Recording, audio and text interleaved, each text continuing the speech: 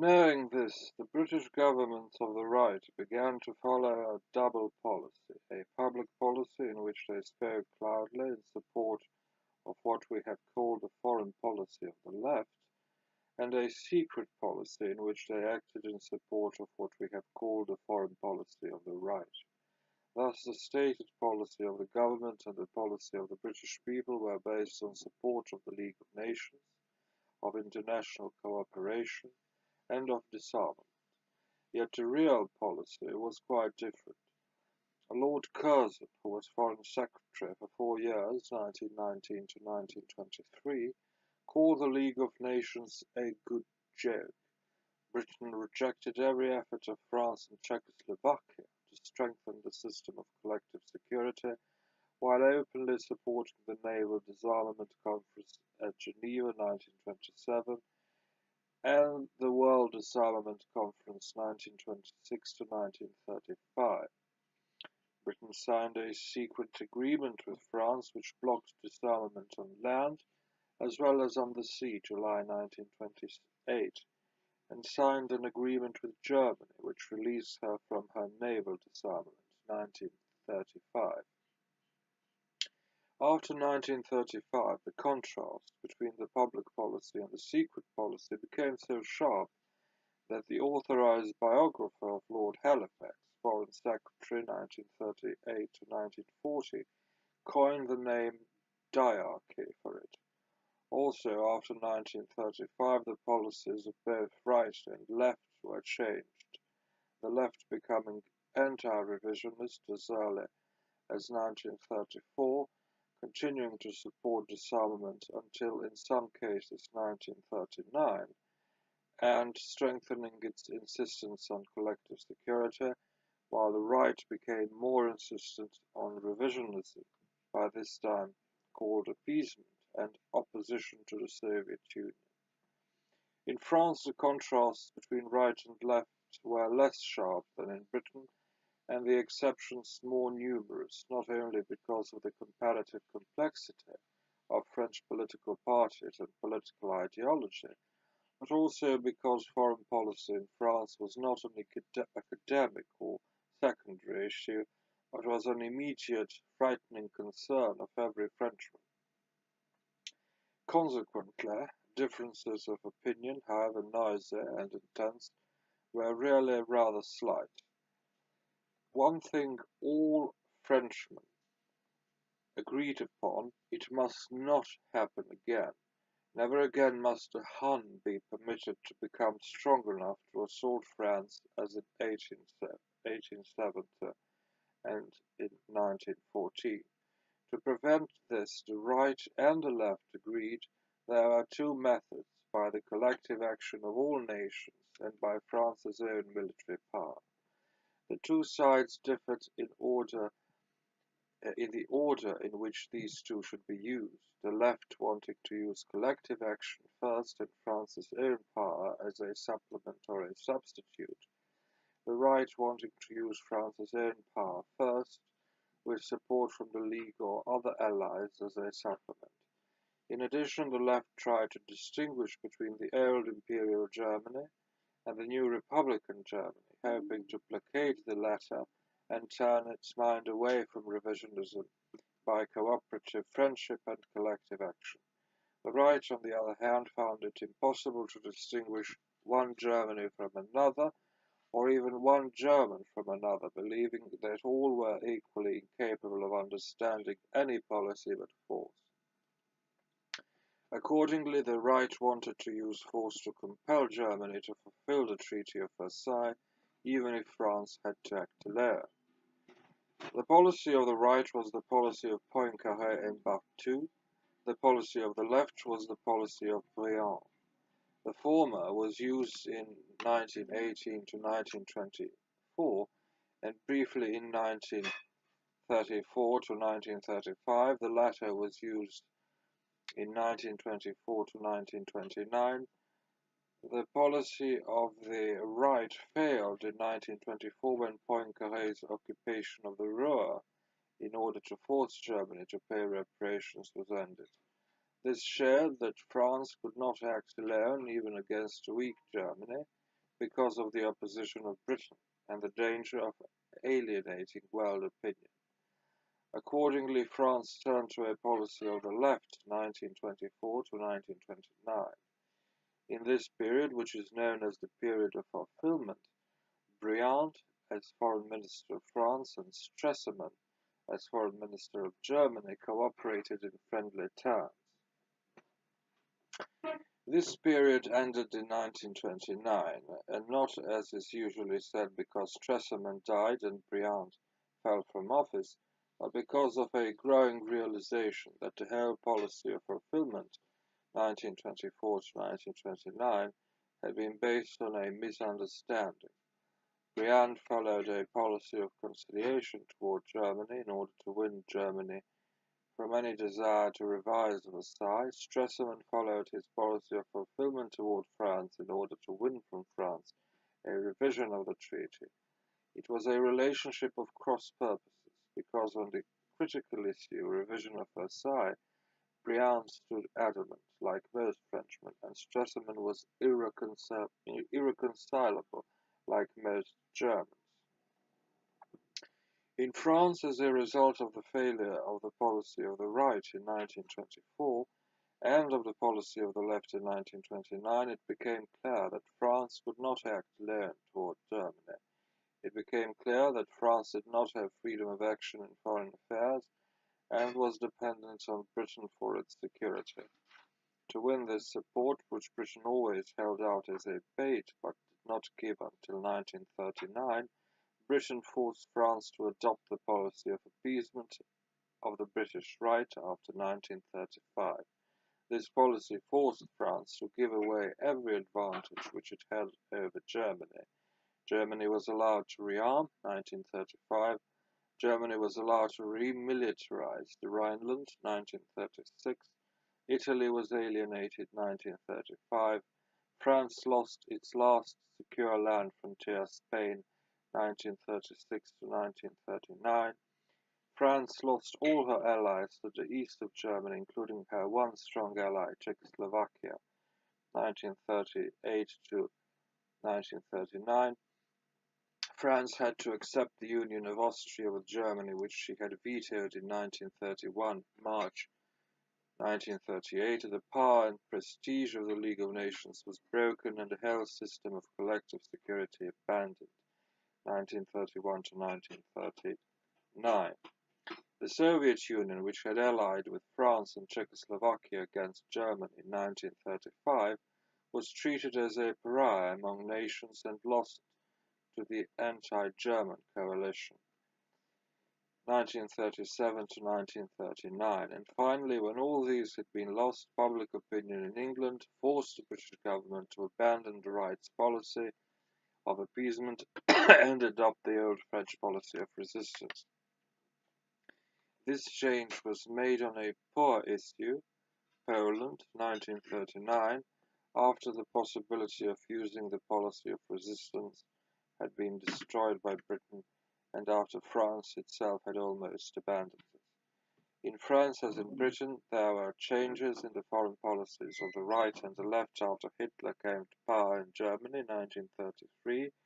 The left became more anti-German and abandoned Briand's policy of conciliation, while the right in some sections sought to make a virtue of necessity and began to toy with the idea that if Germany was to become strong anyway, a solution to the French problem of security might be found by turning Germany against the Soviet Union. This idea, which already had adherents in the right in Britain, was more acceptable to the right than to the left in France, because while the right was conscious of the political threat from Germany, it was equally conscious of the social and economic threat from Bolshevism. Some members of the right in France even went so far as to picture France as an ally of Germany in the assault on the Soviet Union. On the other hand, many persons of the right in France continued to insist that the chief or even the only threat to France was from the danger of German aggression. In France, as in Britain, there appeared a double policy, but only after 1935, and even then it was more of an attempt to pretend that France was following a policy of her own instead of a policy made in Britain. Then it was an attempt to pretend it was following a policy of loyalty to collective security and French allies rather than a policy of appeasement. While France continued to talk of her international obligations, of collective security, and of the sanctity of treaties, especially Versailles, this was largely for public consumption. For in fact, from the autumn of 1935 to the spring of 1940, France had no policy in Europe independent of Britain's policy of appeasement. Thus, French foreign policy in the whole period 1919 to 1939 was dominated by the problem of security. These 20 years can be divided into 5 sub-periods as follows: 1919 to 1924 policy of the right, 1924 to 1929 policy of the left, 1929 to 1935 confusion and transition, 1934 to 1935 policy of the right, 1935 to 1939 dual policy of appeasement. The French feeling that they lacked security was so powerful in 1919 that they were quite willing to sacrifice the sovereignty of the French state and its freedom of action in order to get a League of Nations possessing the powers of a world government. Accordingly, at the first meeting of the League of Nations Committee at the Paris Peace Conference in 1919, the French tried to establish a league with its own army, its own general staff, and its own powers of police action against aggressors, without the permission of the member states. The Anglo-Americans were horrified at what they regarded as an inexcusable example of power politics and militarism. They rode roughshod over the French and drew up their own draft covenant in which there was no sacrifice of state sovereignty, and where the New World Organization had no powers of its own and no right to take action without the consent of the parties concerned. War was not outlawed, but merely subjected to certain procedural delays in making it, nor were peaceful procedures for settling international disputes made compulsory, but instead were merely provided for those who wished to use them.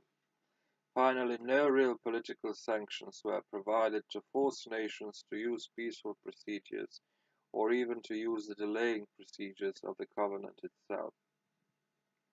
Economic sanctions were expected to be used by member nations against aggressor states which violated the delaying procedures of the covenant, but no military sanctions could be used except as contributed by each state itself. The League was thus far from being a world government, although both its friends and its enemies, for opposite reasons, tried to pretend that it was more powerful and more important than it really was.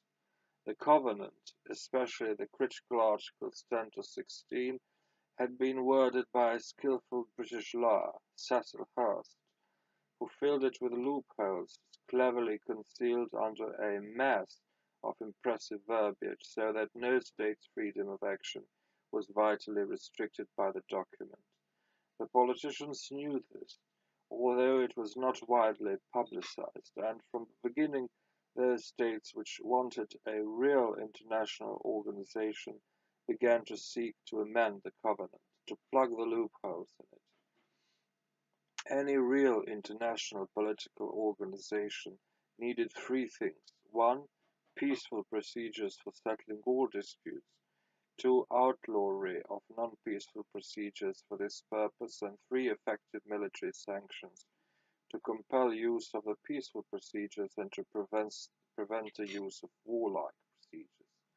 The League of Nations consisted of three parts: 1. The assembly of all members of the League, meeting generally in September of each year; 2. The Council, consisting of the great powers with permanent seats and a number of lesser powers, holding elective seats for 3-year terms; and 3. The Secretariat, consisting of an international bureaucracy devoted to all kinds of international cooperation and having its headquarters in Geneva. The Assembly, in spite of its large numbers and its infrequent meetings, proved to be a lively and valuable institution, full of hard-working and ingenious members, especially from the secondary powers like Spain, Greece, and Czechoslovakia. The Council was less effective, was dominated by the great powers, and spent much of its time trying to prevent action without being too obvious about it. Originally it consisted of 4 permanent and 4 non-permanent members, and the former including Britain, France, Italy, and Japan. Germany was added in 1926, Japan and Germany withdrew in 1933. The Soviet Union was admitted in 1934 and was expelled in 1939 after its attack on Finland. Since the number of non-permanent members was increased during this period, the Council ended up in 1940 with 2 permanent and 11 non-permanent members. The Secretariat was slowly built up and by 1938 consisted of more than 800 persons from 52 countries. Most of these were idealistically devoted to the principles of international cooperation and displayed considerable ability and amazing loyalty during the brief existence of the League.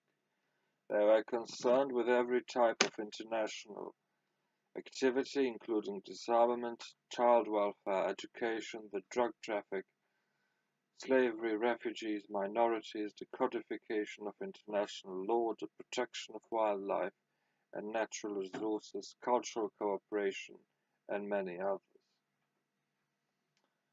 Attached to the League were a number of dependent organizations. 2. The Permanent Court of International Justice and the International Labour Office were semi-autonomous. Others included the Economic and Financial Organization, the Organization for Communications and Transit, the International Health Organization with offices in Paris, and the Intellectual Cooperation Organizations with branches in Paris, Geneva, and Rome. Many efforts were made, chiefly by France and Czechoslovakia, to plug the gaps in the Covenant. The chief of these were the Draft Treaty of Mutual Assistance, 1923, the Geneva Protocol, 1924, and the Laconic Pact, 1925. The Draft Treaty bound its signers to renounce aggressive war as an international crime and to bring military assistance to any signer the Council of the League designated to be the victim of an aggression. This project was destroyed in 1924 by the veto of the British Labour government on the grounds that the agreement would increase the burden on the British Empire without increasing its security. The Assembly at once formulated a better agreement known as the Geneva Protocol. This sought to plug all the gaps in the Covenant. It bound its signers to settle international disputes by methods provided in the treaty, defined as aggressor any state which refused to use these peaceful procedures, bound its members to use military sanctions against such aggressors, and ended the quote, veto power in the Council by providing that the necessary unanimity for Council decisions could be achieved without counting the votes of the parties to the dispute. This agreement was destroyed by the objections of a newly installed Conservative government in London. The chief British opposition to the protocol came from the Dominions, especially from Canada, which feared that the agreement might force them at some time to apply sanctions against the United States. This was a very remote possibility in view of the fact that the British Commonwealth generally had 2 seats on the Council, and one at least could use its vote to prevent action even if the vote of the other was nullified by being a party to the dispute. The fact that both the Draft Treaty and the Geneva Protocol had been destroyed by Britain led to an adverse public opinion throughout the world. To counteract this, the British devised a complicated alternative known as the Laconic Pact. Conceived in the same London circles which had been opposing France, supporting Germany, and sabotaging the League, the Meccano Pact were the result of a complex international intrigue in which General Smuts played a chief role. On the face of it, these agreements appeared to guarantee the Rhine frontiers, to provide peaceful procedures for all disputes between Germany and her neighbours, and to admit Germany to the League of Nations on a basis of equality with the great powers.